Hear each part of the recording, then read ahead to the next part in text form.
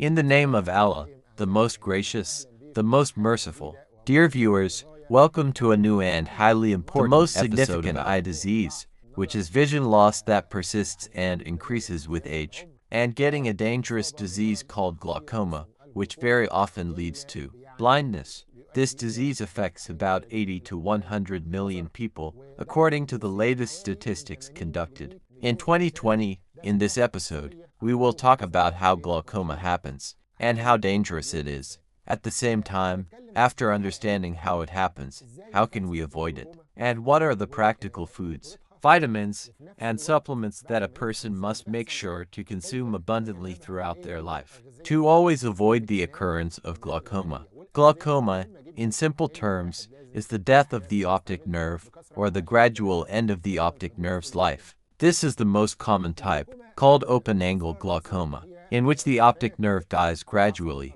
There is another type of glaucoma called closed-angle glaucoma or acute glaucoma, and this also leads to the sudden death of the optic nerve. So you find the person suddenly losing their sight due to optic nerve damage. But the most common is open-angle glaucoma. What is the story? And how does the optic nerve die? And why does this nerve gradually lose its ability to live until it dies completely and we lose our sight? First, this optic nerve is very important for vision. It is of utmost importance. If we look at the structure of the eye and use an analogy, we can compare it to a satellite dish and a TV or screen with a cable in between. This satellite dish is the eye. It receives light signals, just as the dish receives electromagnetic signals, and converts them into an electrical signal that travels through the cable. Similarly, your eye converts light into an electrical travels signal through the optic nerve, going to the brain just as the signal goes to the TV to be translated into an image you see.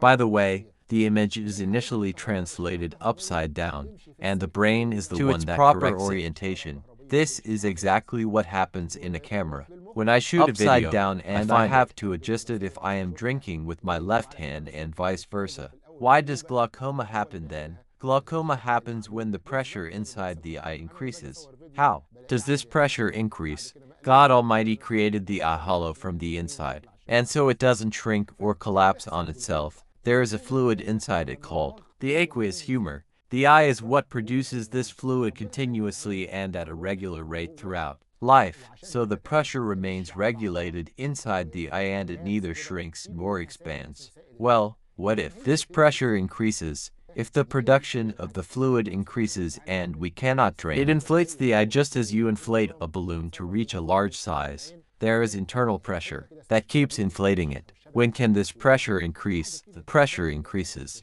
when the drainage of this fluid decreases significantly. God Almighty made for this fluid, just as it is produced regularly, a regular drain from the front of the eye, from an area called the trabecular meshwork, which drains this fluid from inside the eye to the outside, where it exits from the inner chamber of the eye to the outer chamber, and then it is drained gradually into the blood. When these channels or this drain gets damaged, the fluid starts to accumulate and fills the inside of the eye and presses on it, which in turn presses on the optic nerve, preventing nutrition from reaching the optic nerve. So the optic nerve gradually gets sick, and the patient starts losing their sight The gradually, condition could lead and to if complete neglected, blindness. All doctors know this, and many people probably know that the optic nerve dies because of glaucoma, and that glaucoma happens because of increased eye pressure, and eye pressure increases due to the blockage of the trabecular meshwork, the drain. So they prescribe eye drops.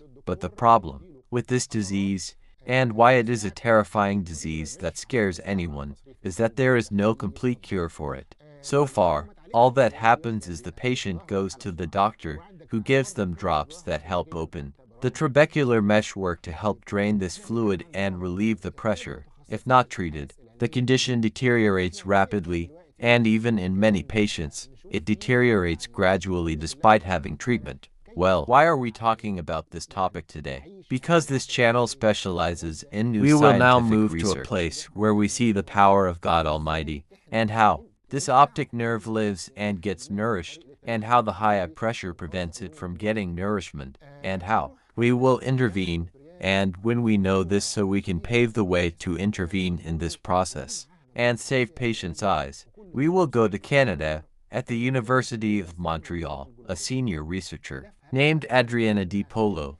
along with a very large research group specializing in eyes, specifically in the topic of glaucoma. Her goal in life is to find a cure for this terrible disease, glaucoma, and the gradual weakness it causes in vision until it is completely lost. This researcher found something that no one had noticed before. She found that this optic nerve branches out on the retina, covering the retina from behind to pick up light signals and convert them into electricity to send to the brain.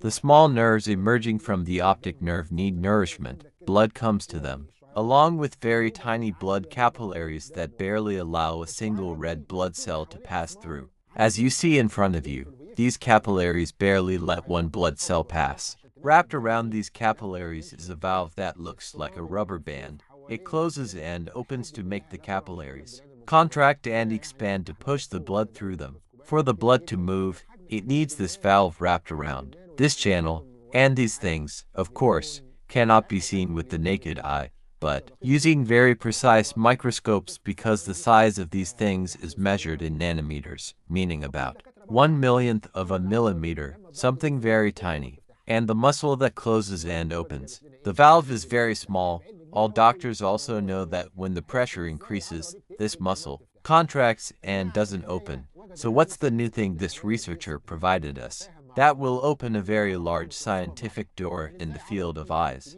She figured out how this muscle contracts and doesn't. Scientists recently found that all body cells understand and communicate with each other. How can this large muscle of your hand, when you lift a weight dumbbell, and it contracts, how can millions of cells feel the command, take the command, and execute it all at the same time? There is a common language and common channels, threads, or tiny tubes, nanotubes that connect the cells together. These cells are connected so that when the contraction command comes, they all contract together and expand together. The researcher found that high pressure breaks these tubes, breaks these simple channels, which act as conductive capillaries between the cells.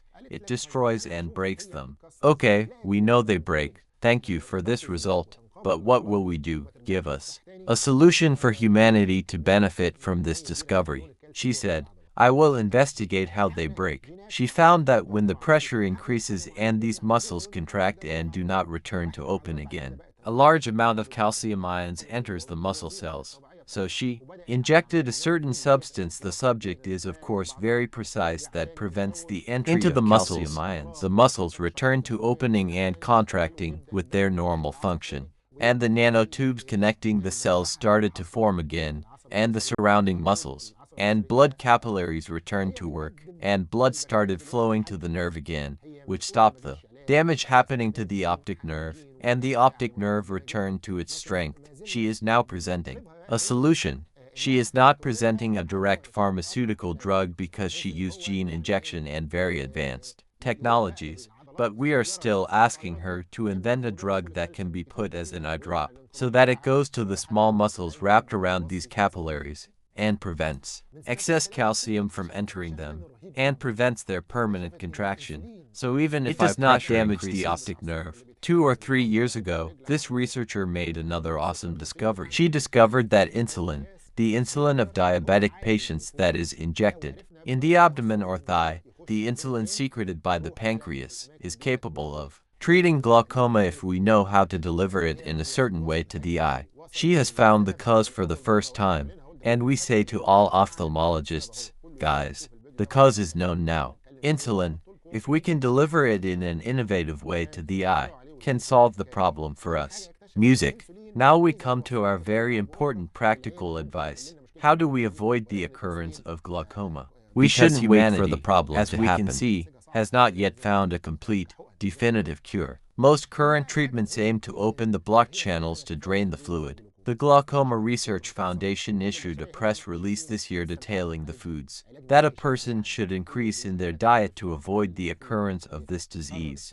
And you will be surprised that we in the Middle East, and most Arabs, have these things in abundance. For example, this eye research organization says, fruits, and especially vegetables, are considered excellent sources of vitamin C, and vitamin A, vitamin C found in fruits is considered one of the most important antioxidants. And there is a substance called zeaxanthin and a substance called lutein, and many antioxidants, and they are extremely important for preventing glaucoma. In a study conducted on 584 women, they found that those who consumed 3 servings or more of fruit, 3 servings means, for example, 3 oranges, or 3 heads of lettuce, or eating fruit and its juice 3 times, were 79% less likely to develop glaucoma, compared to people who consumed less than 1 serving. It's not enough to eat fruit once a week or eat lettuce once a year. This doesn't help. In addition to leafy vegetables like lettuce and others,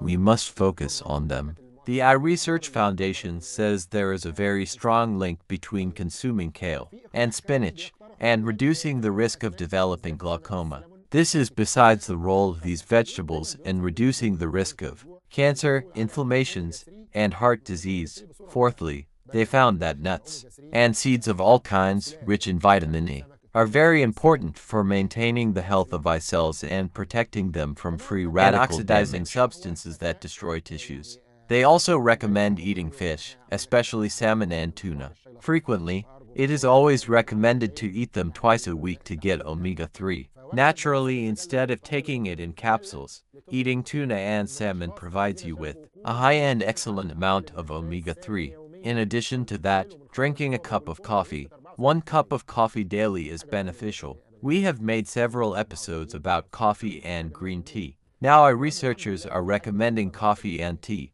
A study published in the British Journal of Ophthalmology found that people who drank at least 1 cup of hot tea daily reduced their risk of developing glaucoma by 74%. Nothing reduces the risk by 100%.